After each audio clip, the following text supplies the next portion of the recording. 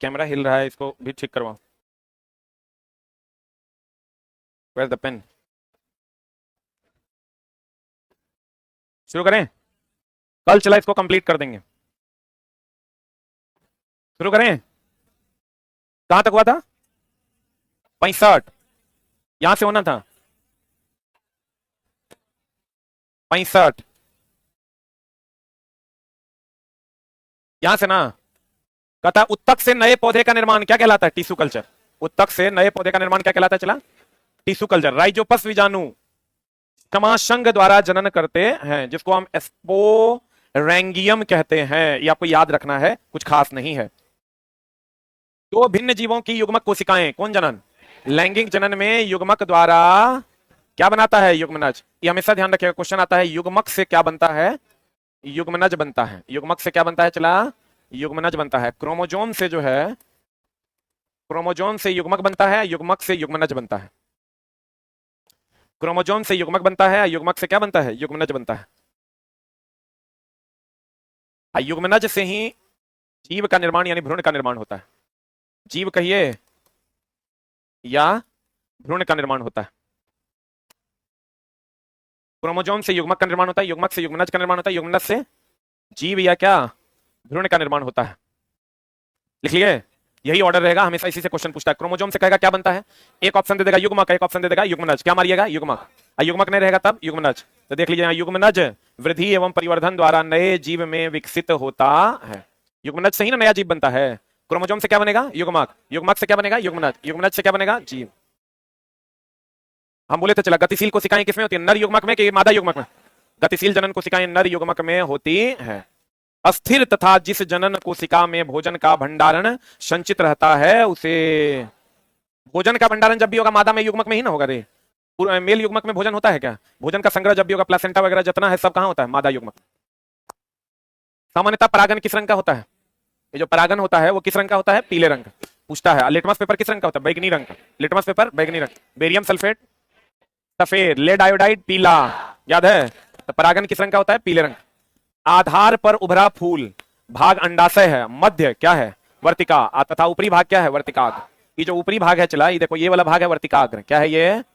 कहता है मध्य भाग, ये वाला भाग जो है ये क्या है? वर्तिका है। और उभरा हुआ आधार वाला जो भाग है, ये वाला भाग क्या है? अंडाशय। सबसे ऊपर कौन है? वर्तिकाग्र। मध्य वाला भाग क्या है? वर्तिका। सबसे नीचे वाला भाग अंडाशय। कहते हैं आधार पर उभरा, आधार पर बेस में सबसे नीचे कौन है? उभरा फूला हुआ भाग। देखो ये फूला हुआ है, बोलो रे। उभरा फूला भाग क्या है? अंडाशय। बीच वाला भाग क्या है? वर्तिका। सबसे ऊपर वाला भाग क्या है? वर्तिकाग्र। तो आपको कहेगा कि बताओ परागन कहां होता है? कहां होता है? वर्तिकाग्र। कहां होता है परागन? जो होता है, ये जो परागन है ये कहां होता है? वर्तिकाग्र पर। अब परागन किस रंग का होता है? पीले रंग का होता है। किस रंग का होता है? एक लाइन लिख लो, परागन वर्तिकाग्र पर होता है। परागन, परागन जो होता है चला, ये कहां होता है? वर्तिकाग्र पर होता है। परागन कहां होता है? वर्तिकाग्र पर होता है। परागन कहां होता है? वर्तिकाग्र पर होता है। सबसे ऊपर वाला भाग कौन है? वर्तिकाग्र। उससे नीचे वाला भाग वर्तिका। सबसे नीचे वाला भाग अंडाशय। फूला हुआ भाग अंडाशय, उभरा हुआ भाग अंडाशय। परागन कहां होता है? वर्तिकाग्र पर। एक ही पुष्प में पुंकेसर तथा वर्तिकाग्र का निषेचन किसके द्वारा होता है? स्वपरागन। मतलब अपने अपने से निषेचन होगा तो उसको हम लोग क्या कहेंगे? स्वपरागन। एक होता है एक लिंगी, एक होता है द्विलिंगी। अगर स्त्री के सर और पुंकेसर दोनों होगा तो क्या होगा? द्विलिंगी। एक कोई होगा तो एक लिंगी। बीजांड बीज में परिवर्तित होता है और अंडाशय फल में। बीजांड किसमें? बीज में। और अंडाशय फल में विकसित होता है। भ्रूण विकसित होकर क्या बनेगा? नवोद्भिद। अरे भ्रूण ना नवोद्भिद बनता है रे। जो हम लोग कहते हैं युग्मक, युग्मक से युग्मनज, युग्मनज से भ्रूण, अब भ्रूण से नया बच्चा, नवोद्भिद जिसको हम लोग कहते हैं, ये हो गया तुम्हारा नवोद्भिद। जो पहला भ्रूण जो अपने निश्चित शेप में आता है तो उसको हम लोग नवोद्भिद कहते हैं। क्या कहते हैं उसको? नर जनन कोशिका अथवा शुक्राणु का निर्माण कहां होता है? टेस्टिस में। बोलो रे। नर का जो भ्रूण होता है, नर का जो शुक्राणु होता है, वो गतिज होता है कि स्थैतिक होता है? इसका निर्माण कहां होता है? टेस्टिस में। कहां होता है? टेस्टिस अर्थात वृषण में होता है। प्रोस्ट्रेट तथा शुक्राशय अपने स्राव शुक्रवाहिका में डालते हैं, जो शुक्राणु को तरल, स्नेहक तथा पोषण प्रदान करता है। और एक चीज और ध्यान रखना, प्रोस्ट्रेट के काम में ही शुक्राणु का सफेद रंग होता है। प्रोस्ट्रेट में ही शुक्राणु का कौन रंग होता है? सफेद रंग होता है। प्रोस्ट्रेट में ही शुक्राणु का कौन रंग होता है? सफेद रंग।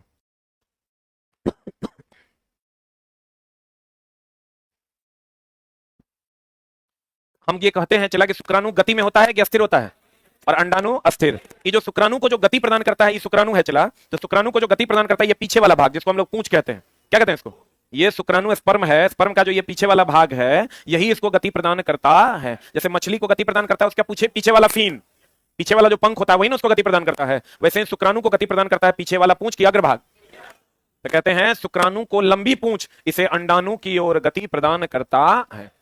लड़की के जन्म के समय उसमें हजारों अपरिपक्व अंडे होते हैं। क्यों? क्योंकि चला लड़कियों के जन्म में XY क्रोमोसोम होता है और लड़कों में XX। तो सेम होता है, लड़कों में XY और लड़कियों में XX। तो लड़कों में अगर हम लेते हैं चला XY, लड़कों में XY और लड़कियों में XX होता है, तो ये जो XX क्रोमोसोम होता है ये अपरिपक्व होता है, धीरे धीरे बढ़ता है। इसीलिए कहते हैं लड़की जब पैदा होती है तो थोड़ा विलंब होता है, लड़का पैदा होता है तो थोड़ा जल्दी होता है। तो कहते हैं लड़की के जन्म के समय उसमें हजारों कैसे अंडे होते हैं? अपरिपक्व। गर्भाशय ग्रीवा अगर आप देखे होंगे चला जी, देखो ये तुम्हारा अंडाशय है, अंडाशय के ऊपर अंडवाहिनी है, और अंडवाहिनी यहाँ आइएगा तो ये गर्भाशय है, गर्भाशय के बाद ये क्या है? ग्रीवा है, और ये क्या है? योनि है। तो हम ये कह सकते हैं गर्भाशय जो है वो कहाँ खुलता है? ग्रीवा में। कहाँ खुलता है? ग्रीवा में। या यूं कहें गर्भाशय से योनि को जोड़ने वाले भाग के बीच में कौन होता है? ग्रीवा। तो कह रहा है गर्भाशय ग्रीवा द्वारा कहां में खुलता है? गर्भाशय जो है, ये जो गर्भाशय है ये ग्रीवा के द्वारा कहां खुलता है? कहां खुलता है? योनि में खुलता है। और अगर हम कहें गर्भाशय और योनि के बीच में कौन होता है? ग्रीवा होता है। भ्रूण का पोषण एवं अपशिष्ट पदार्थ का उत्सर्जन किसके द्वारा? दोनों। जैसे प्लासेंटा के बारे में लोग ये कहते हैं कि ये सिर्फ भ्रूण को पोषण देता है, नहीं, ये अपशिष्ट पदार्थ का परिवहन का उत्सर्जन भी करता है। अगर आपको दे दे कि बताइए भ्रूण क्या करता है? अपशिष्ट पदार्थ का उत्सर्जन करता है या पोषण देता है, कि दोनों करता है? प्लासेंटा क्या करता है? पोषण भी देता है और अपशिष्ट का उत्सर्जन भी करता है। तो कहता है भ्रूण का पोषण एवं अपशिष्ट पदार्थों का उत्सर्जन दोनों कौन करता है? प्लासेंटा। यही ना चला प्लासेंटा है रे, बोलो रे। ये दोनों काम यहाँ पर, ये प्लासेंटा ये वाला भाग है जो यहीं से आपका दोनों काम होता है, ये वाला भाग। अब ये वाला भाग ये समझो कि सही तरीके से अगर चला, अभी तुम जब डॉक्टर के पास जाओगे, कोई गर्भ धारण कर ली महिला, तुम उसको किसी डॉक्टर के पास जाओगे, इतना तरह से तरह ठगेगी वो, या ठगेगा। जो गायनोकोलॉजिस्ट जितना है उसमें महत्तम से महत्तम ठग है। ये एकदम डायरेक्ट लाइव है, फिर भी बोल रहे हैं। मतलब मेरे सिस्टर के केस में पैसा डरा दी कि वो 3 दिन तक रोते रही, तब हम पटना बुलाए, फिर डॉक्टर दिखाए और तब जाके ठीक हुआ। मतलब मेरा भांजा होने वाला था, यहाँ जो है चला, ये प्लासेंटा को बता रही थी कि प्लासेंटा यहाँ है, मतलब नीचे डिप कर गया है। नीचे डिप कर गया है तो बहुत ज्यादा ब्लीडिंग होने के चांसेस हैं, और इसके कारण कभी भी ब्लीडिंग हो सकता है, कभी भी कोई प्रॉब्लम आ सकता है। अब पता चला कि अब फिर उसके बाद दूसरा बात क्या, वो तो होवे किया, दूसरा बात फिर क्या कह दी कि नहीं, इसमें जो है ना क्रोमोसोम में गड़बड़ी आ गया है, हो सकता है हार्ट में छेद हो, या हो सकता है कोई एक अंग काम ही नहीं करेगा एक और। अब ये जिस माँ को ये बात कह दिया जाए कि तुम्हारा जो बच्चा तुम्हारे पेट में है उसमें या तो हार्ट में छेद होगा, या नहीं तो कोई एक अंग काम नहीं कर सकता है। अब सोचो उस माँ पर क्या गुजरेगी। और जब उसको हम लेके यहाँ लाके जांच करवाए तो पता चला कि ऐसा कुछ नहीं है। वो मैडम जो अनीता मैम से जांच करवाए, बहुत अच्छी डॉक्टर है, यहाँ है तुमको बस स्टैंड में, बस स्टैंड से थोड़ा उधर है अनीता मैम, जिसकी पुतहू का हॉस्पिटल है ज्योतिपुंज। वो डायरेक्ट बोले कि ये अपने आप, अभी तो 3 महीना बउआ होने में टाइम है, 3 महीना से पहले तो ये अपने आप भर जाएगा। और हुआ बउआ कुछ नहीं हुआ। दूसरा गड़बड़ी लोग क्या कर रही है, देखो जितना ही गायनोकोलॉजिस्ट सब, ये सबका हॉस्पिटल ही गलत धंधे से बहुत लोगों का चल रहा है, सब काम नहीं कर रहे हैं। अब वो क्या करेगी, जैसे तुम किसी का बउआ होने वाला है, मान लो 10/4/2024 को मान लो होने वाला है, तो बउआ होने का डेट लिखती है कि कहिया होगा, वो तोरा में लिख देगी 10/3/2024। बउआ तो चला 7 महीना 8 महीना 9 महीना, थोड़ा बहुत टाइम का अप्स एंड डाउन होता है, वो लिख देगी 10/3/2024। अब तुम 10/3/2024 को जैसे आएगा तू परेशान हो जाएगा। लोग परेशान हो जाते हैं कि भैया 10/3/2024 आ गया और अभी तक पेन नहीं हुआ है, लिवर पेन स्टार्ट नहीं हुआ है, बउआ कैसे होगा, नहीं होगा तो कैसे होगा। तो तू पहुंच जाएगा फिर डॉक्टरनी मैडम के पास कि मैडम देखिए आप तो इतना डेट दिए थे, 2 दिन डेटो बीत गया, अभी तक नहीं हो रहा है लिवर पेन। अब वो क्या करेगी, वो कहेगी भर्ती हो जाओ। भर्ती हुआ, भर्ती होने के बाद फिर लिवर पेन नहीं हो रहा है, नहीं हो रहा है, नहीं हो रहा है, वो कहेगी ऑपरेशन करना होगा। ऑपरेशन जैसे कहेगी करना होगा तो तुम डरो ना डरो, माँ जो होगी वो एकदम डर जाएगी, पिता भी डर जाएगा, माँ के जो फैमिली के लोग होंगे सब डर जाएंगे। तो कहेगा चलो ऑपरेट कर दो। जैसे ऑपरेट बोला कि 50,000, 40, 45, 35, 40, 50। और नॉर्मल डिलीवरी होगा तो 6,000 की दवाई खाली बिकेगा। तो वो क्या करेगी, चला तुमको जैसे बउआ को ऑपरेट करके निकाल देगा, 10-15 दिन का गैप में ऑपरेट करके भी निकालेगी तो कोई दिक्कत, उसको पता है कि कब हम निकालेंगे तो कोई दिक्कत नहीं होगा, और निकाल देगी, उसका 40,000 का बिल बन जाएगा। तो सेम कहानी सबके साथ किया जाता है, लोग समझ नहीं पा रहे हैं। और दूसरा क्या करता है कि जैसे तुम जाओगे तो हर 15 दिन का अल्ट्रासाउंड तुम जाके देखो ना, 1500 टका, उसमें डॉक्टरनी मैडम का जो हिस्सा रहता है वो रहता है 1200, और 300 रहता है वो जो बेचारा अल्ट्रासाउंड करता है वो 300 या 500 जो भी रहे। तो हर 15 दिन 20 दिन पे अल्ट्रासाउंड करेगा। वो एक बार कह दिया कि बच्चा जो है ना उलट गया है, बच्चा उलट गया, अब माँ टेंशन में है कि अरे बाप रे मेरा बच्चा उलट गया, बच्चा होने में दिक्कत होगा। ऑपरेट करना होगा। सब बात घुमा फिरा के वो लेके जाएगा कहां? ऑपरेशन पे। ऐसा ना कहेगा क्या? तुम कहोगे नहीं हमारा ऑपरेशन नहीं करना, तो आप जानिए इतने जैसे तोरा बोला कि आप जानिए, मेरी सिस्टर के केस में 15 दिन 20 दिन पहले वो भर्ती कर दी। वो बीटेक की हुई है, इंजीनियरिंग की हुई है, उसको किसी से डर वर नहीं लगता है। उसको बोली कि ऑपरेट करना होगा, बोली नहीं हम ऑपरेट नहीं करेंगे। तो बोलती है आप जानिए, तो बोली ठीक है मेरा बच्चा हम जानेंगे। चल आई घर 20 दिन बाद जब लेबर पेन स्टार्ट हुआ गई और नॉर्मल डिलीवरी हुआ, कहीं कोई दिक्कत नहीं। मेरा एक बड़ा भाई है और एकदम हिम्मत के साथ डॉक्टरनी से खाली इतने तो रखवा देगी ना, आप जानिए पूरा परिवार घर नहीं जा पाएगा रे दोस्त, वैसा डरा देगी। अब तुम कहेगा उपाय सर क्या है? इस सब के उपाय हम तरह बताते हैं। मेडिकल में जो केस हम ले लिए वो केस समझो 100% सॉल्व होना है। कितनों भयानक बीमारी होगा ठीक कर देंगे हम अपने हिसाब से, लेकिन ओकरा सोचेंगे समझेंगे, हम अपन बुद्धि विवेक से ओकरा सलाह देंगे, उस हिसाब से करेंगे।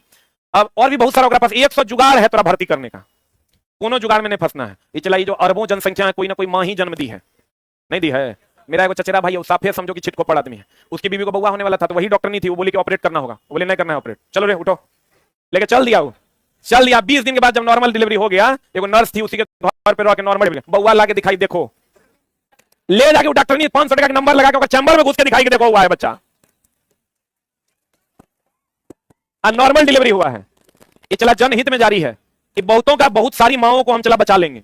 हमको ऐसा लगता है एक उपाय तो हम बताते हैं, तुरंत तुम्हारे दिमाग में क्लिक करेगा कि सर सही कर रहे हैं। अभी तो इतना समस्या बताए, तुम कहोगे अगर हो सकता है बच्चा उलट गया हो सकता है उसमें कोई गड़बड़ी हो और हम जिद पर अड़ जाए और बच्चे को नुकसान हो जाए, ऐसा भी तो हो सकता है, नहीं हो सकता है? एकदम हो सकता है। हम ही थोड़े डॉक्टर हैं, हम तो रखवा देंगे तू वहां जिद पे और जाकर नहीं जो होगा सो होगा, पता चला कुछ हो गया तो गड़बड़ जाएगा। एकदम सिंपल सा उपाय है, बच्चे की मां को लेके सीधा सरकारी अस्पताल में चल जाना है, डॉक्टर मैडम से मिल लेना है, गायनोकोलॉजिस्ट जहां पर मिले अच्छे बड़े अस्पताल में जाके मिल लीजिए, 5 टका का पुर्जा कटा के वो तुमको सब बात सही सही बता देगी।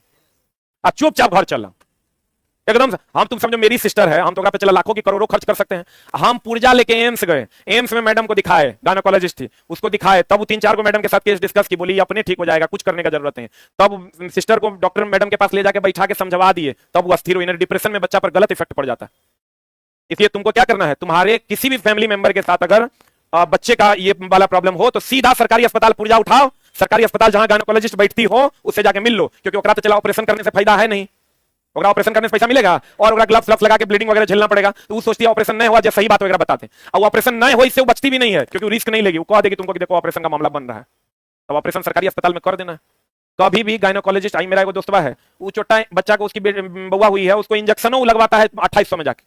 हम बोले ये करब जनसंख्या सरकारी अस्पताल में सुइया लगा के हुआ है, ठीक ना? ऐसा घोर कलयुग नहीं आ गया कि सब मरिए जाएगा, इसलिए एकदम नहीं डरना और स्टैंड करना, बोलना आप चलिए, दीदी है, भाभी है, जो भी है, उसको लेके जाना है सरकारी अस्पताल और वहां पर जाके गायनोकोलॉजिस्ट से मिलना, फिजिशियन से ना, गायनोकोलॉजिस्ट से मिलकर सही सजेशन लेना है और तब उसी के हिसाब से उसका काम करवाना है। इसका प्रॉपर वे में ध्यान है, तुम हजारों माओं की जान बच जाएगी। चला, ये लोग धंधा बना के रख दिया। हम सोचे थे इस पर एक दिन वीडियो बनाएंगे, लेकिन संजोग ऐसा है कि आज मौका मिल गया। ये देखे तो हमको रिपोर्ट आया चला, इसका ये वाला भाग जो था यहाँ था, अब वो बोल रही थी धीरे धीरे यहाँ शिफ्ट हो जाएगा, और जितना टाइम था उतना टाइम में यहाँ शिफ्ट होवे नहीं करता, बहुत आसानी से डिलीवरी हो गया और हो गया, कहीं कोई दिक्कत नहीं हुई। तो प्लासेंटा जो है तुम्हारा, ये जो प्लासेंटा है, ये भ्रूण को पोषण भी देता है और अपशिष्ट को बाहर भी निकालता है। क्लियर है?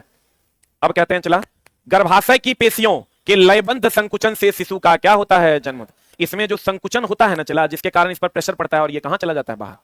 इसके जैसे हम लोग क्रमाकुंचन से भोजन ग्रहण करते हैं, वैसे ही लयबद्ध संकुचन से ये कहां जाता है? बाहर। पहले ये फैलता है जिससे शिशु को स्थान मिलता है, और उसके बाद इसमें संकुचन होता है जिसके कारण कहां चला जाता है? बाहर निकल जाता है। गनोरिया, सिफिलिस जीवाणु से तथा मस्सा और एड्स किससे? वायरस से। ई दोनों का चला इलाज है, ई दोनों का इलाज संभव नहीं है। लक्षणों की वंशागति का सिद्धांत कौन दिया था? मेंडल। सबको पता है, वंश की गति मेंडल ने आनुवंशिकता का सिद्धांत दिया था। बोलो रे, तो लक्षण तो आनुवंशिक ना होता है, बोलो नहीं कहते हैं रे, ये तो बाप पे गया है, ये तो दादा पे गया है, ये तो माई पे गया है, तो लक्षण जो होता है वो आनुवंशिक होता है। मेंडल आनुवंशिकता की खोज किया, इसका मतलब लक्षणों के वंशागति का सिद्धांत कौन दिया? मेंडल ने दिया। मेंडल प्रारंभिक शिक्षा कहां हुआ था? गिरजाघर, तथा इसके बाद वियना विश्वविद्यालय से प्राप्त किया था। F1 पीढ़ी जानता चला, F1 पीढ़ी, F2 पीढ़ी पढ़ा होगा तुम लोग। गोल झुर्रीदार बीज, लंबे बौने पौधे, सफेद बैगनी फूल का चयन किया गया था। F1 पीढ़ी में चला सब होता है, F2 में सिलेक्टेड होता है। F1 में 2 है, वो फिनोटाइप है, वो क्या है? जीनोटाइप। तो F1 का सभी पौधा कैसा लंबा निकलेगा? जब F1 फिनोटाइप कितना 3:1 और जीनोटाइप 1:2:1। बड़ी सबको रट्टा मारने की कोई आवश्यकता नहीं है, एनसीईआरटी में है तो एक लाइन देख लो। डीएनए का वह भाग जिसमें प्रोटीन संश्लेषण के लिए सूचना होता है, उसे क्या कहते हैं?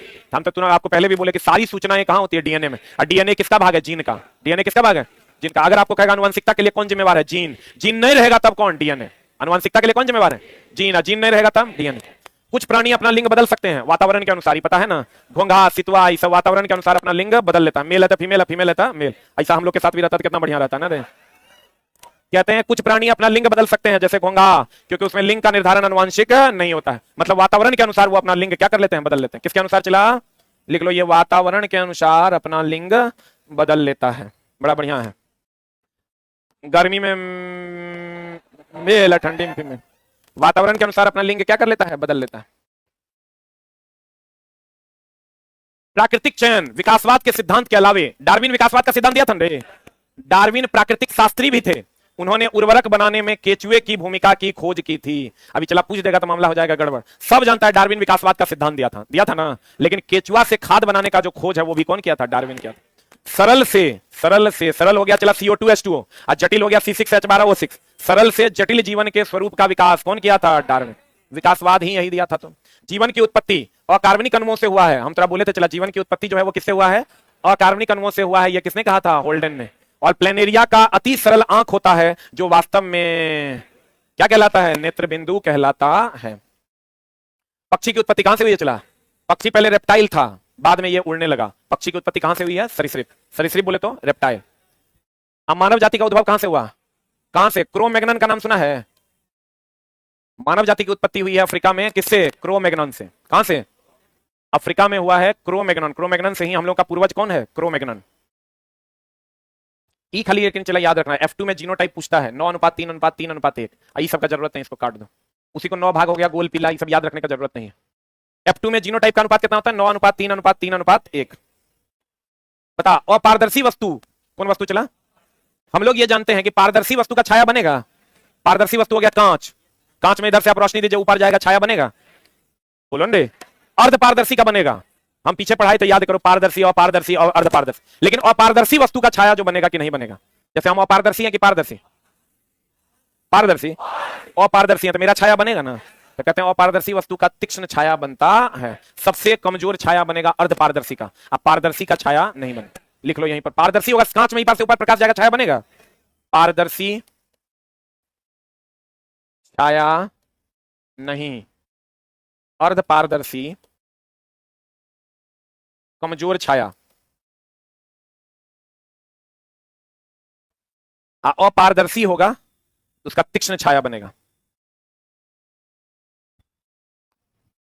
कैसा छाया बनेगा, तीक्ष्ण छाया बनेगा। चला, अपारदर्शी और प्रकाश पार नहीं कर पाएगा, तीक्ष्ण छाया बनवे ना करेगा।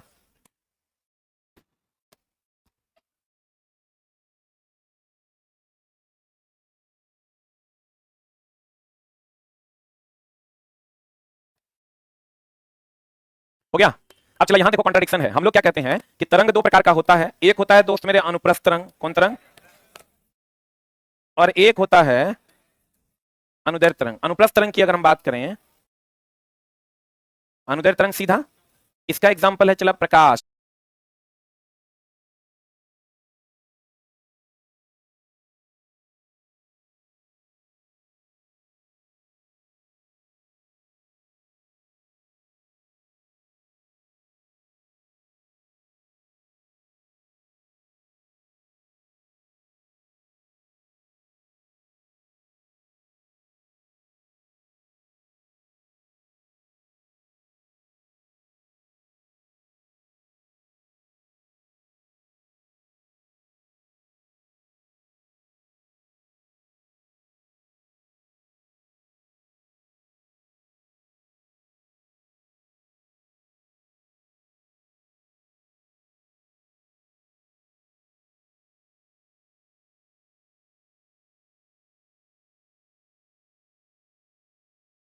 तरंग सीधा, इसका एग्जाम्पल है चला प्रकाश।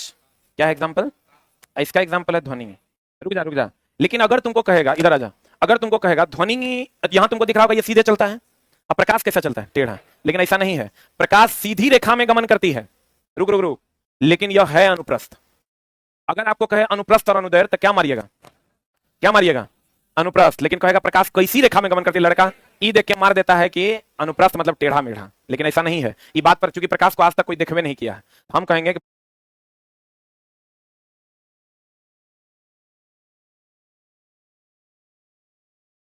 कोई देखवे नहीं किया है, हम कहेंगे कि प्रकाश की प्रकृति होती है अनुप्रस्थ, लेकिन ये चल कैसा है, सीधी रेखा। एक हिसाब से बनाना, जल्दी से लिख लो।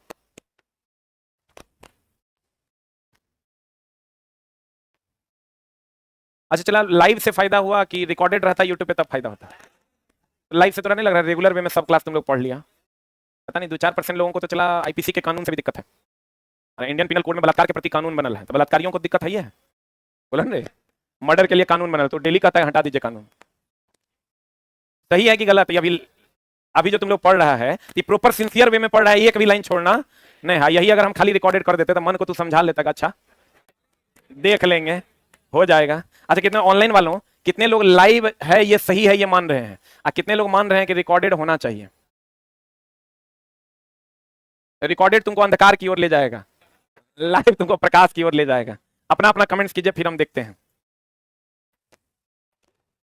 आ जाओ इधर। तो देखो चला, जैसे हम लोग कहते हैं ना इलेक्ट्रॉन का बहाव किधर की ओर होता है? निगेटिव से पॉजिटिव, जबकि धारा का प्रवाह पॉजिटिव से निगेटिव। वो भी उल्टा होता है, कि वो ये उल्टा होता है कि विद्युत धारा जो है वो तरंग, प्रकाश तरंग जो है अनुप्रस्थ है, लेकिन वो गमन कैसी करती है? सीधी। प्रकाश तरंग अनुप्रस्थ है लेकिन गमन कैसी करती है? सीधी। ये भी ध्यान रखना, धारा का प्रवाह पॉजिटिव टू निगेटिव, इलेक्ट्रॉन का प्रवाह निगेटिव टू पॉजिटिव। जो दिखता है वो है नहीं। जल्दी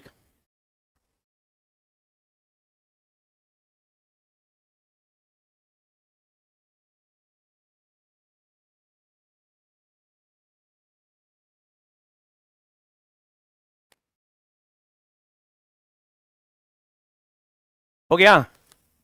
धारा का प्रवाह किधर से किधर? पॉजिटिव से निगेटिव। इलेक्ट्रॉन का प्रवाह निगेटिव से किधर? पॉजिटिव। प्रकाश अनुप्रस्थ है लेकिन इसकी प्रकृति कैसी है? सरल रेखा। इस सब चला डाउट है, जैसे क्वेश्चन आएगा तुम कहेगा प्रकाश जब अनुप्रस्थ है तो ये टेढ़ी मेढ़ी गमन करेगी, लेकिन नहीं, प्रकाश कैसी गमन करेगी? कैसी गमन करेगी? सीधी।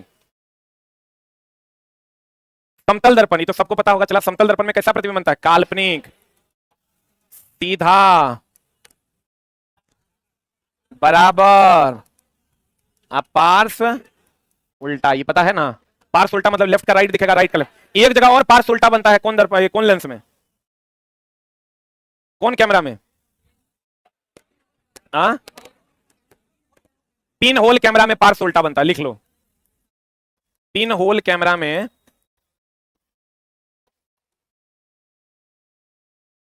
पार्श्व उल्टा बनता है। पिन होल कैमरा में पार्श्व उल्टा बनता है।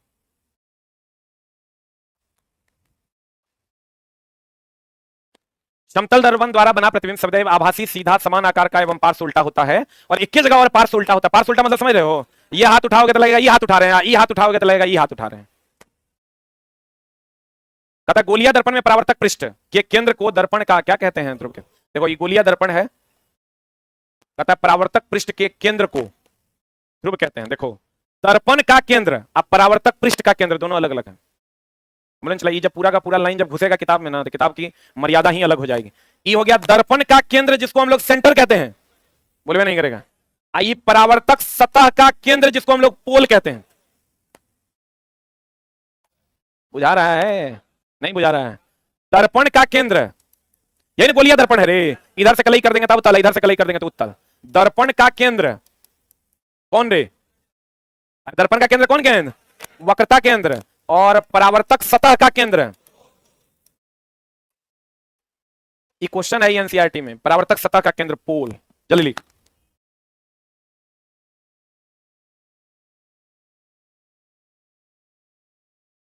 नोट नहीं बना पाता है क्या रे? इतना तो टाइम हम देवे करते हैं कि नोट्स नहीं बना पाओ तुम। नोट्स बना पाता है कि नहीं? हमको लगता है सब लड़का बना लिया होगा। किसका किसका एकदम रेगुलर नोट्स है 1 नंबर से लेकर अभी तक? बहुत बढ़िया। करे बीच में छोड़ दिया, वाह, कहां गया था? मरियो जाओ रे, छुट्टा हो गया। दर्पण का केंद्र क्या है? दर्पण का केंद्र क्या है रे? वक्रता केंद्र। अब परावर्तक सतह का केंद्र क्या है? पोल। बुझा रहा है? ये हम चला 6-7 महीना पहले बुझे हैं, तो आज बुझा दे रहे हैं। गोलिया दर्पण के केंद्र को क्या कहते हैं? वक्रता केंद्र। अब मुख्य अक्ष दर्पण के ध्रुव पर, यही ना मुख्य अक्ष रे, ये दर्पण के ध्रुव पर लंब है कि नहीं है? मुख्य अक्ष दर्पण के ध्रुव पर क्या है? लंब है।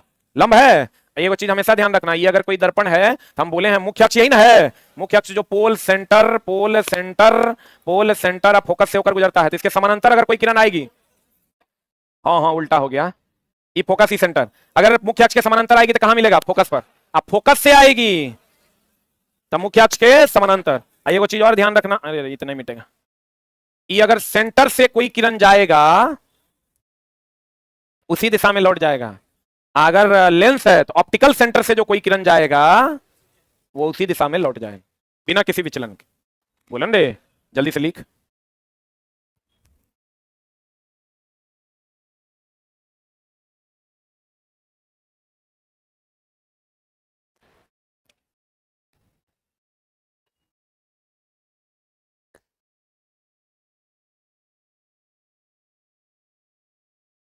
हो गया? अरे हो गया।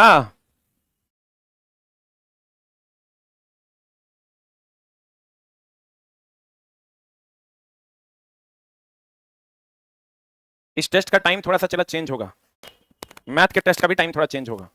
हमारे टेस्ट का टाइम वैसे तो वही रहेगा, 10-15 मिनट का झोल है।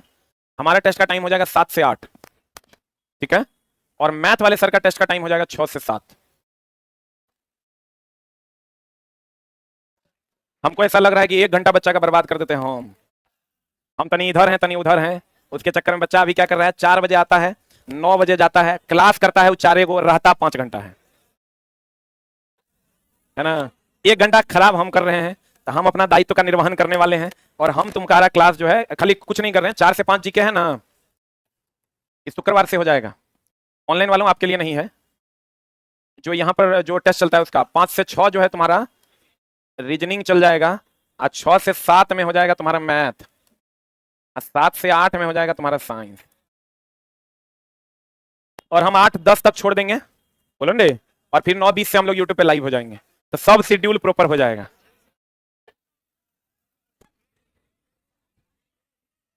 ट्रेड मेरा पगला, इसके बाद 8 से 9 ट्रेड हो जाएगा ना, ये तो शेड्यूल हो गया ना, ये सोमवार से रूटीन लागू हो रहा है। आज मैथ वाले सर तुमको बता देंगे, मैथ हो जाएगा 6 से 7। बहुत बच्चे क्या कर रहे हैं ना, 8 से 9 में मैथ है तो कर नहीं पाते हैं। बहुत बच्चों का कंप्लेन है कि सर 8 से 9 में मैथ रहता है तो नहीं कर पाते हैं, बीच में ये वाला रीजनिंग रहता है, रीजनिंग के बाद ये 2 घंटा हम खा जाते हैं। पढ़ाते हैं हम 1 घंटा, खाते हैं 2 घंटा। हम अपना बात को एक्सेप्ट कर रहे हैं और हम अपना टाइम कर रहे हैं 1 घंटा रीजनिंग। इसके बाद बहुत बच्चा जो 8 से 9 में इसके कारण मैथ नहीं कर पाता है, तो इसलिए मैथ को यहाँ लेके आ गए हैं ताकि तुम्हारा क्लास 4 ही घंटा में चारों क्लास कंप्लीट हो जाए। सही है ना। मुख्य अक्ष कौन अक्ष चला, मुख्य अक्ष दर्पण के ध्रुव पर क्या होता है, लंब होता है। गोलीय दर्पण का परावर्तक पृष्ठ, ये है परावर्तक पृष्ठ, यही ना परावर्तक पृष्ठ का द्वारक दर्पण का, ये जो यहां से यहां तक, इसको हम लोग द्वारक कहते हैं। क्या कहते हैं इसको, क्या कहते हैं, या यूं कहें जितना क्षेत्र से प्रकाश दर्पण में प्रवेश करता है उसे द्वारक कहते हैं, या जितना बड़ा दर्पण होता है उसको हम लोग क्या कहते हैं, द्वारक कहते हैं। लिख लो, जिस क्षेत्र से प्रकाश, जिस क्षेत्र से प्रकाश नेत्र में प्रवेश करता है, जिस क्षेत्र से प्रकाश नेत्र में प्रवेश करता है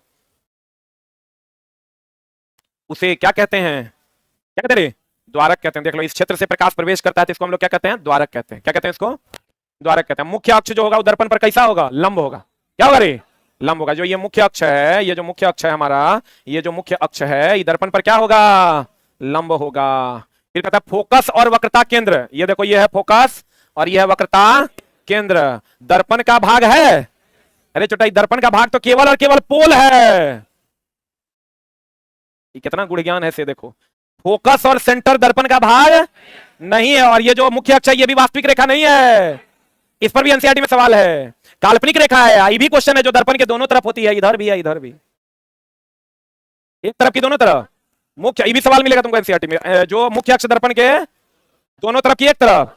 अब फोकस और सेंटर दर्पण पे है क्या, ये दर्पण का भाग नहीं है, जबकि पोल दर्पण का भाग है। तो कहते हैं क्योंकि यह दर्पण के बाहर स्थित है, फोकस और वक्रता केंद्र दर्पण का भाग नहीं है क्योंकि यह दर्पण के बाहर स्थित है। फिर कहता है दर्पण के मुख्य अक्ष के समानांतर गुजरने वाली प्रकाश की किरण कहां मिलेगी, आज जो फोकस से निकलेगी वो मुख्य अक्ष के समानांतर।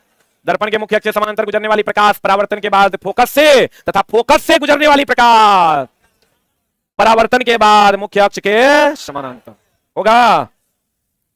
दर्पण में वक्रता केंद्र तथा लेंस में, ये जो दर्पण में जो केंद्र है ये होता है वक्र, ये फोकस, इसको कहते हैं वक्रता केंद्र, बोलेंगे। और लेंस में जो केंद्र है इसको कहते हैं प्रकाशीय केंद्र, ऑप्टिकल सेंटर। ये दोनों से होकर जो प्रकाश जाती है ये उसी पथ पर लौट जाती कहते हैं दर्पण के में वक्रता केंद्र ये सी तथा लेंस के प्रकाशीय केंद्र यानी ओ, बोलो ना रे, से गुजरने वाली प्रकाश की किरण विचलन उसी दिशा में लौट जाती है। पीछे ही हम लिखवा दिए हैं, बोलो ना रे। अब कहता है चला सौर भट्टी, कौन भट्टी? सौर भट्टी में चाहिए केंद्रित करने वाला कि विस्तार करने वाला? केंद्रित करने वाला दुए को है, एगो अवतल दर्पण जो सभी प्रकाश को केंद्रित कर देगा, एगो उत्तल लेंस जो सभी प्रकाश को केंद्रित कर देगा। कौन कौन अवतल दर्पण, उत्तल लेंस, बोलो हाँ। कहते हैं क्या? सौर भट्टी यानी सोलर प्लेट की बात कर रहा है, मैं सूर्य के प्रकाश को केंद्रित करने के लिए अवतल दर्पण और उत्तल लेंस, क्योंकि उत्तल दर्पण लोगे तो क्या करेगा? बिखरा देगा, और उत्तल लेंस भी लोगे तो क्या करेगा? बिखरा देगा। इसलिए अवतल दर्पण और उत्तल लेंस, बोलो हाँ, बोलो रे हाँ। अब बताओ आवर्धन, इसको लिख लिया। केंद्रित यही दोनों करता है, बिखराता इसका उल्टा है, उत्तल दर्पण अवतल लेंस। जितना सोलर प्लेट है सब में अवतल दर्पण यूज करता है, क्योंकि केंद्रित कीजिएगा तब ना, प्रकाश एक जगह केंद्रित होगा तो विद्युत में बदलेगा।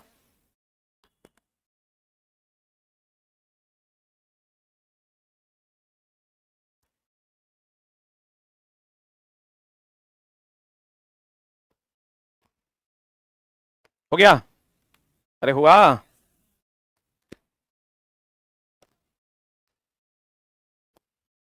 देखो चला, आवर्धन को हम बढ़िया से पढ़ा देते हैं।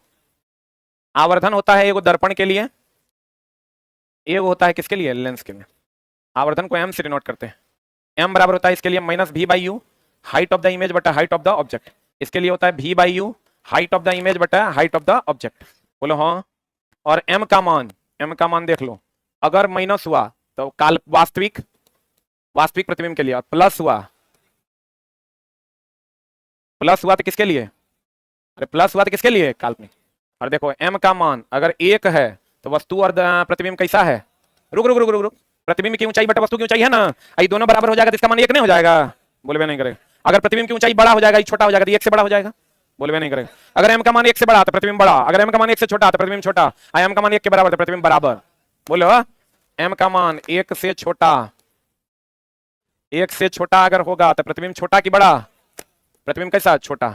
और अगर एम का मान एक से बड़ा तो प्रतिबिंब कैसा? बड़ा।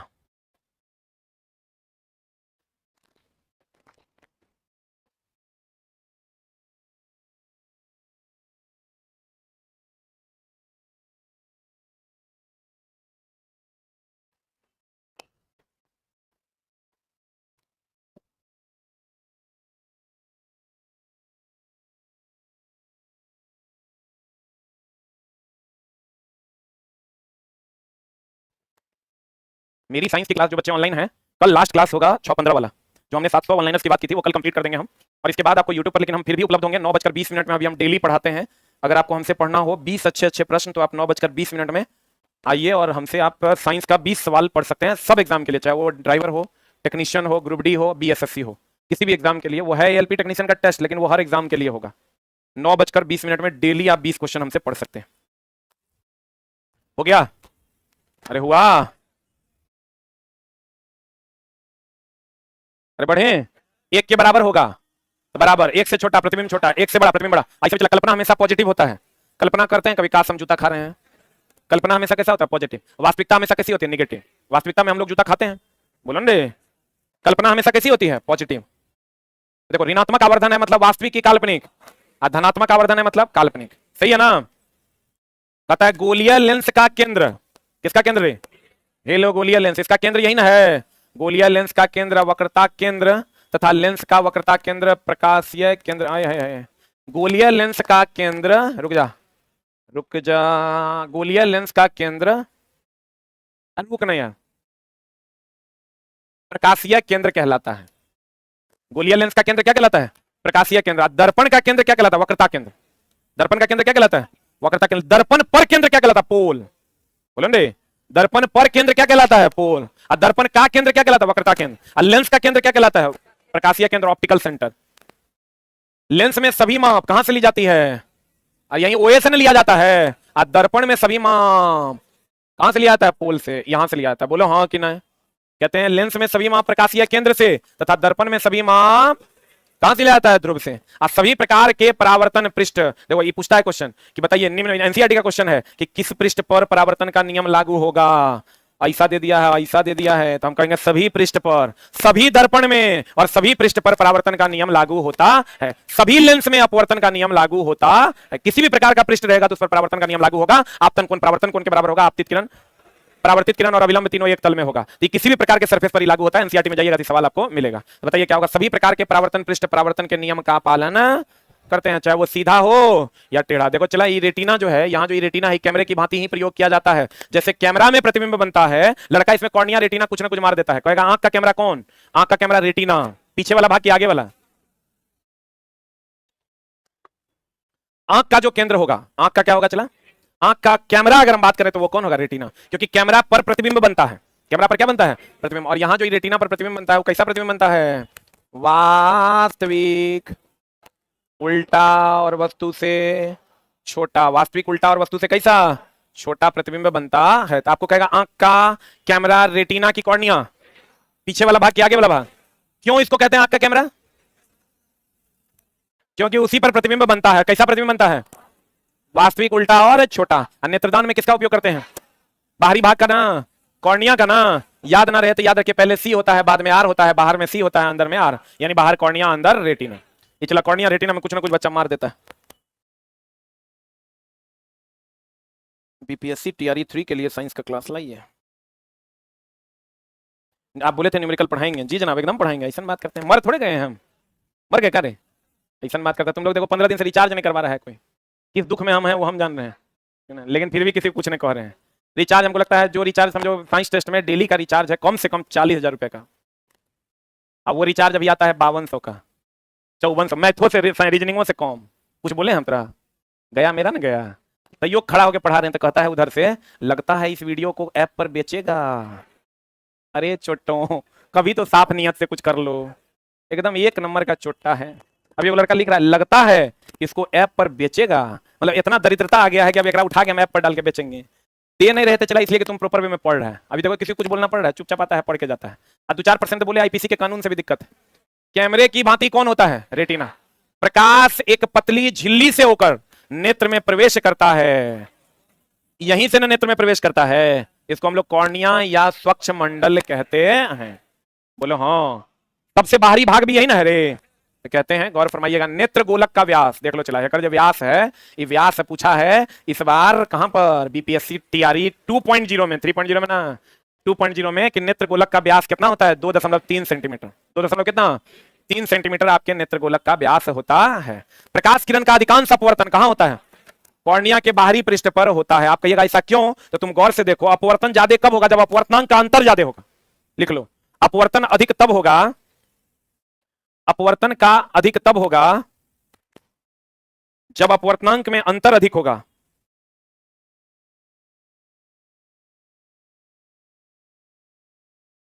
अपवर्तन अधिक तब होगा जब अपवर्तनांक में अंतर अधिक होगा। जब अपवर्तनांक में अंतर अधिक होगा। इसको थोड़ा और सिंपल करके लिख लो, जब सघन माध्यम बहुत अधिक सघन होगा। जब सघन माध्यम बहुत अधिक सघन होगा, जब सघन माध्यम बहुत अधिक सघन होगा तथा विरल माध्यम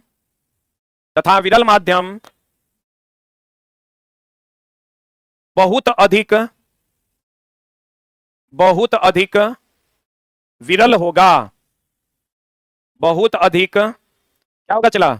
बहुत अधिक विरल होगा। सघन माध्यम बहुत अधिक सघन होगा और विरल माध्यम बहुत अधिक विरल होगा। एक बात बताइए चला जी, कि ये जो आपका कॉर्निया, यही ना कॉर्निया है, तो देखो तो इधर हवा है और इधर तो द्रव न है रे, तो सबसे ज्यादा अंतर यही ना होगा। बोले मैं नहीं करेगा। ये बीच में तो जो भी होगा, ये कॉर्निया से जाएगा लेंस में, लेंस से जाएगा एक्वस ह्यूमर में, एक्वस ह्यूमर से जाएगा रेटिना पर, अंदर में तो खाली द्रव द्रव है। लेकिन यहां जो अंतर है वो हवा और किसका है? हवा और किसका है? द्रव। तो सबसे ज्यादा अपवर्तन कहां होगा? जब प्रकाश हवा से कॉर्निया के रास्ते लेंस में प्रवेश करेगा। बोले मैं नहीं करेगा। देहाती भाषा में क्या होता है? पूरा जो हो जाता है, तो अर्थ ये है देहाती भाषा में, सब भाषा में कहता है। आंख जो है, आंख का रंग परितारिका पर निर्भर करता है।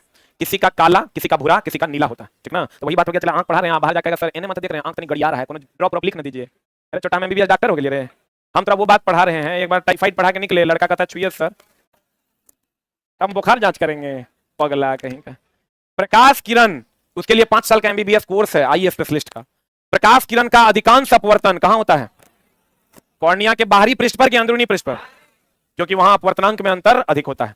फिर कहता चला परितारिका, आंख के रंग के लिए काला, भूरा और कैसा होता है? नीला। देखो चला, हे वाला भाग है पुतली, जो हमेशा काला होता है। पुतली, पुपिल, जो हमेशा काला होता है। हे वाला भाग जो है ना, इसको कहते हैं आइरिस। परितारिका, ये चला काला भी होता है, भूरा भी होता है, नीला भी होता है। आंख का जो रंग होता है वो इसी पर निर्भर करता है। इस सब का करिए होता है, इस सब का कैसा होता है? काला ही होता है बीच वाला। ये जो साइड वाला है ना, इसको जिसको हम लोग आइरिस परितारिका कहते हैं, ये काला, भूरा और कैसा होता है? नीला होता है। ये दोनों में बच्चा को बड़ा दिक्कत होता है। कहते हैं परितारिका आंख के रंग के लिए, देख लो ये परितारिका है, ये आंख के रंग के लिए, इसी से हम कहते हैं भूरे आंख वाला, काला आंख वाला, नीले आंख वाला। बोलेंगे नीला आंख वाला मनुष्य नहीं होता, लेकिन बहुत सारे जानवर होते हैं। और बीच वाला हमेशा कैसा होता है? काला। कैसा? अगर आंख के फिगर में ऐसे देखोगे तो बीच वाला भाग को अगर हम दिखाते हैं तो बीच वाला भाग कुछ ऐसा होता है। ई हो गया आइरिस, क्या हो गया ये? परितारिका। ई हो गया चला पुपिल। इसी से होकर प्रकाश अंदर प्रवेश करता है। किससे होकर? पुपिल से होकर प्रकाश अंदर प्रवेश करता है। इसी को जब हम इसे फैला देते हैं, परितारिका आइरिस को अगर फैला देते हैं तो प्रकाश ज्यादा आता है पुपिल से। आइरिस को अगर कम कर देते हैं तो प्रकाश कम आता है पुपिल से। बोले मैं नहीं करेगा। किसको फैलाते हैं? आइरिस को। तब कौन फैलता है? पुपिल। आंख का रंग किस पर निर्भर करता है? किस पर? आइरिस पर। पुतली हमेशा कैसा होता है? काला। बुझा रहा है? पुतली या पिपनी में फर्क है। ये पिपनी है, ये जो रोआ देख रहा है तुम। पुतली जो है तो बीच में जो दिख रहा है तुमको काला, वो क्या है? पुतली है। कौन सफेद है? किसने दिया है? ये वाला? अरे छोटा कॉर्निया है, इसीलिए इसको स्वच्छ मंडल कहते हैं। कॉर्निया है। ई वाला कौन है? गिरे। अरे ये थोड़ा थोड़ा हो गया है फिगर बनाने में। वो होगा या तो काला, ना तो भूरा, नीला, ना तो कैसा? भूरा। बोलो रे, हो गया? अरे समझा कि नहीं समझा? अब कहता परितारिका। परितारिका पुतली के आकार को नियंत्रित करता है। बोलेंगे परितारिका पुतली के आकार को नियंत्रित करता है, तथा पुतली आने वाले प्रकाश की मात्रा को नियंत्रित करता है। बुझा रहा है? पुतली जो ऑपरेटेड बाय आइरिस। बोलेंगे आइरिस से पुतली ना, आइरिस जितना चाहेगा उतना पुतली हो जाएगा, पुपिल हो जाएगा, लेकिन पुपिल के चाहने से आइरिस पर कोई असर नहीं पड़े। हम जो ऐसे करते हैं ऐसे, मतलब आइरिस को ऐसे खोल रहे हैं, हम जो ऐसे करते हैं मतलब आइरिस को ऐसे सिकुड़ा रहे हैं। तो ये जो रास्ता है वो कम या ज्यादा। परितारिका पुतली के आकार को क्या करती है? ये जो परितारिका है ये पुतली के आकार को क्या करती है? नियंत्रित। कम ज्यादा, सही है ना? और आने वाले प्रकाश को नियंत्रित करता है पुतली। रेटिना पर बना वस्तु का प्रतिबिंब, हम अभी तुरंत बता दें, वास्तविक, उल्टा कि सीधा? उल्टा। रेटिना प्रकाश को विद्युत सिग्नल में, कल हम बताए थे, तंत्रिका तंत्र को विद्युतीय सिग्नल मिलता है जो डेंड्रॉइड के पास रासायनिक सिग्नल में बदल जाता है। वो जो यहां से जो आंख भेजता है ये विद्युतीय सिग्नल भेजता है ऑप्टिकल नर्व्स के द्वारा, दृष्टि सिराओं के द्वारा। आंख जो है ये ऑप्टिकल नर्व्स के द्वारा विद्युतीय सिग्नल भेजता है जो जाता है तंत्रिका तंत्र में। तंत्रिका तंत्र में डेंड्रॉइड के पास वो रासायनिक सिग्नल में बदल जाता है। बोलो रे, तो कहते हैं रेटिना प्रकाश को, रेटिना प्रकाश को, रेटिना ये है, ये तो चला कॉर्निया है रे। रेटिना ये है जिस पर प्रतिबिंब बनता है, रेटिना हुआ है जिस पर क्या बनता है? रेटिना प्रकाश को विद्युतीय सिग्नल में, ये जो प्रकाश यहां से यहां तक आता है इसको विद्युतीय सिग्नल में चेंज करता है और ऑप्टिकल नर्व्स की सहायता से तंत्रिका तंत्र को सूचना देता है। परितारिका की शिथिलता से पुतली पूर्ण रूप से क्या हो जाता है? यहां चला क्या होता है? शिथिलता का मतलब यहां फैलाव से है। शिथिलता का मतलब यहां किससे है? ये बार बार हम कहते हैं शिथिलता का मतलब यहां किससे है? फैलाव। तो ये जो पुतली परितारिका का जो ये फैलाव होता है उससे पुतली पूर्ण रूप से क्या हो जा रहा है? क्या हो जा रहा है? खुल जा रहा है। खुल जा रहा है तो सारा प्रकाश तेजी से आंख में आएगा कि धीरे धीरे आएगा? और ये कब करेंगे? अंधेरे में कि उजाले में? अंधेरे में। अंधेरा में ना इसे करते हैं रे, पूरा खोल देंगे। इजोर में तो हम लोग ऐसे करते हैं, बंद करते हैं। फिर कहता है जब पेशियां शिथिल होती है तो लेंस कैसा हो जाता है? पतला, तथा फोकस दूरी बढ़ जाती है। ये चला है, क्वेश्चन जाएगा कहाँ? निकट दृष्टि दोष, दूर दृष्टि दोष में पढ़ा है। तो देखो ई हो गया, ये सामान्य आंख हो गया, इस सामान्य आंख हो गया, कैसा आंख हो गया? चला सामान्य आंख हो गया। अगर ऐसा हो गया तो शिथिल हो गया। क्या हो गया? शिथिल होगा तो इसका फोकस दूरी ये है, इसका फोकस दूरी चला बढ़ जाएगा। यही अगर मोटा हो जाएगा, इसकी फोकस दूरी क्या हो जाएगी? मोटा हो जाएगा तो इसकी फोकस दूरी घट जाएगी, इसकी फोकस दूरी बढ़ जाएगी। ये मामला है। जल्दी लिख।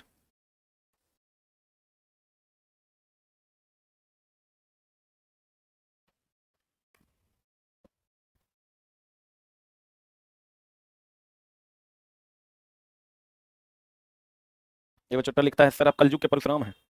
परशुराम तो चोटा के कर मुड़ी तुड़ी काट दिया था, तो वहां गड़बड़ आदमी था वो। ये वो लिखता है ये झील सी नीली आंखें, कोई राज है इनमें गहरा।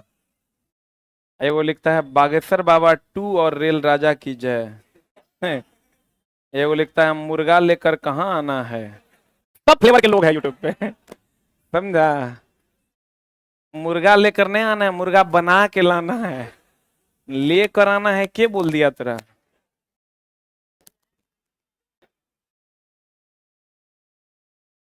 अब अब देखो चला ये किताब के बारे में हम तुमको बोले थे, जिन बच्चों को नहीं पता है, ये 3 गो किताब है चला, रीजनिंग का, साइंस का और मैथ का। थोड़ा सा हम चूंकि इसका बैच आने वाला है, मैथ रीजनिंग और अभी पढ़ाएंगे 10 क्वेश्चन और, न तो कल खत्म नहीं होगा। मैथ का, रीजनिंग का और साइंस का, इसका लगभग 2500 क्वेश्चन है चैप्टर वाइज और टाइप वाइज। रीजनिंग का लगभग 2000 क्वेश्चन है और साइंस का लगभग 3200 प्लस क्वेश्चन है।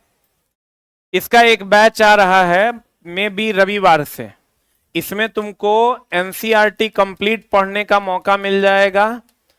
प्रीवियस ईयर क्वेश्चन 18-19 का तुमको पढ़ने का मौका मिल जाएगा। टीसीएस का 22-23 तुमको पढ़ने का मौका मिलेगा। और एक्सपेक्टेड क्वेश्चन जो पूछ सकता है, क्योंकि रेलवे हमेशा उल्टा पुल्टा करता है, एक्सपेक्टेड क्वेश्चन पढ़ने का मौका मिलेगा। इस सब क्वेश्चन अगर तुम पढ़ोगे तो ये लगभग 20,000 के अप्रॉक्स क्वेश्चन है। और इसमें टाइप वाइज जब तुम निकालोगे तो एक टाइप का लगभग तुमको 100 के आसपास सवाल मिलेगा। इसी 100 को हम 4 सवाल में बदले हैं, जिसमें एक सवाल का सॉल्यूशन है और बाकी 3 तुमको प्रैक्टिस के लिए मिलेगा, जो यहां से मिलेगा एनसीईआरटी, प्रीवियस ईयर, टीसीएस और एक्सपेक्टेड से। इसका सब्जेक्ट वाइज क्लास स्टार्ट हो रहा है, 3 घंटा डेली चलेगा, संडे टू संडे सप्ताह के 7 दिन चलेगा। और ये बैच 99 रुपया पर सब्जेक्ट में उपलब्ध होगा। 99 रुपया में मैथ, 99 रुपया में रीजनिंग और मात्र 99 रुपया में तुमको मेरा साइंस पढ़ने का मौका मिलेगा। डेली 20, 25, 30, 35 क्वेश्चन आपको हम करवाएंगे टाइप वाइज, चैप्टर वाइज। इसका टोटल का फीस होगा 299 रुपया। चाहे आप इंडिविजुअल लीजिए या एक साथ लीजिए, फीस उतना ही लगेगा 299।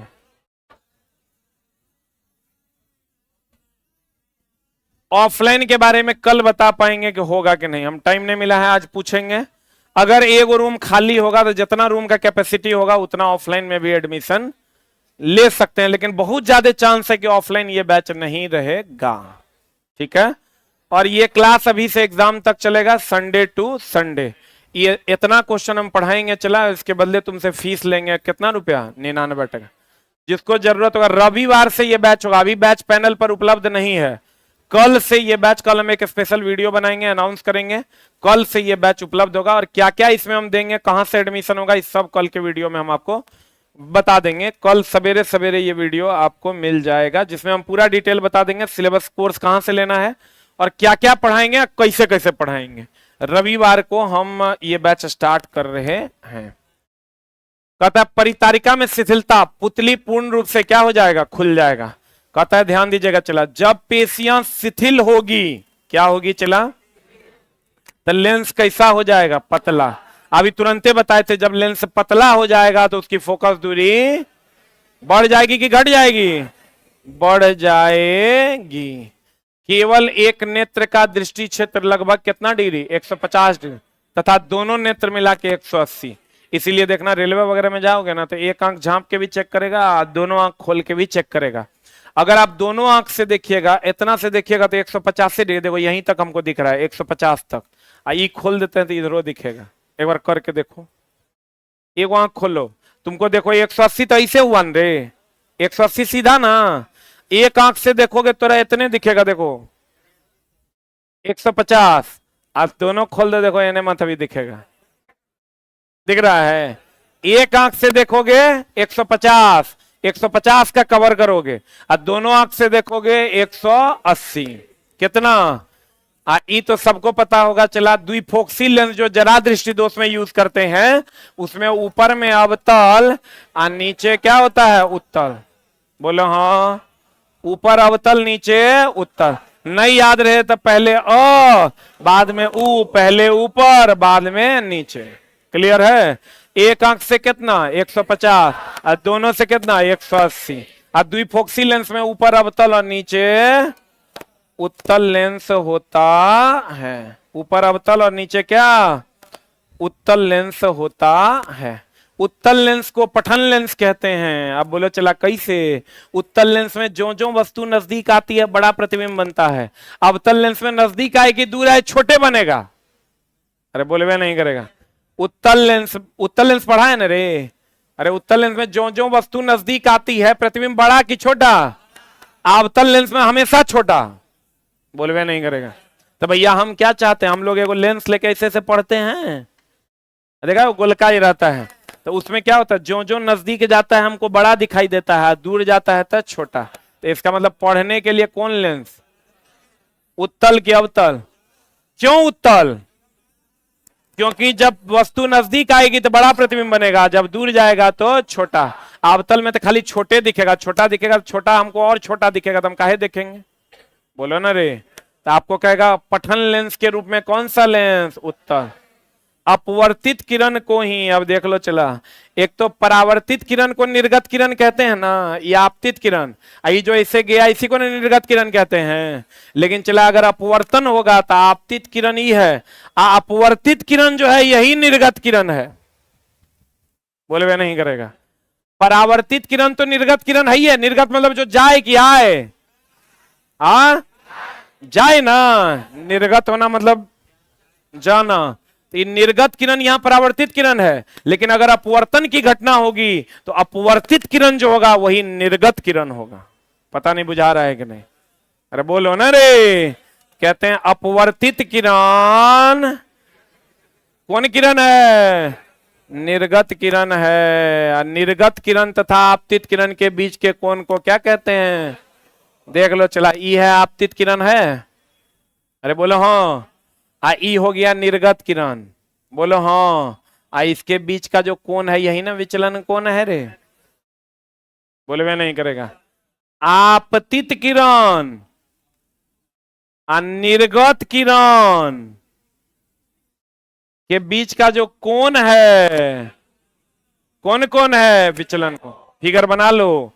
किरण कैसे गया है देख लो। ई किरण ऐसे गया, फिर ऐसे आया, फिर ऐसे चला गया। ये जो किरण है यही डेल्टा विचलन कोण है। जल्दी लिख।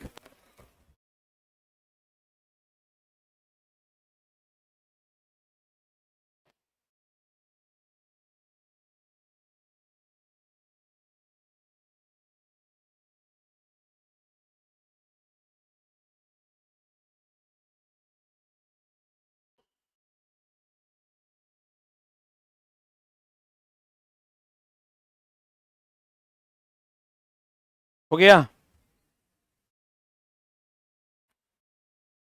आप इसीलिए निर्गत किरण पढ़ाए थे। चला, निर्गत किरण होता है अपवर्तित किरण भी या परावर्तित किरण भी,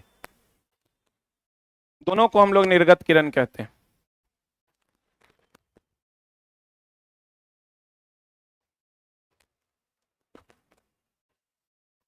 हो गया? निर्गत किरण और आपतित किरण, ये आपतित किरण है, इस दोनों के बीच के कोण को कौन कौन कहते हैं? विचलन। पता चला इंद्रधनुष में सूर्य के आपतित प्रकाश को वर्षा की बूंदें क्या करती है? अपवर्तित तथा विक्षेपित करती है। विक्षेपित करती है तब ना 7 रंग में विभक्त होता है। और तत्पश्चात पूर्ण आंतरिक परावर्तन नहीं, आंतरिक परावर्तन करती है। पुनः यह किरण अपवर्तित होती है तथा विक्षेपित करती है, जिससे पूर्ण आंतरिक परावर्तन होता है। इसको चला थोड़ा सा डिटेल में बताना पड़ेगा, न तो मामला हो जाएगा गड़बड़। यहां तक कोई दिक्कत है तो बताओ। एक आंख से कितना? 150। और दोनों से कितना? 180। आइरिस प्रकार पुतली को नियंत्रित करता है कि पुतली आइरिस को? आइरिस पुतली को। आंख का रंग किस पर निर्भर करता है? आइरिस पर। बीच वाला भाग हमेशा कैसा होता है? काला। कैसा? काला ना, पक्का ना। अब कै को बचा? 77 को। बक अभी अब आज कै को हुआ है? आज कै को हुआ है? 65। कल चला तनी टाइम से आना, ठीक ना? कल 20 में लाइव करेंगे और कल कंप्लीट करेंगे। आज की कार्रवाई यहीं तक।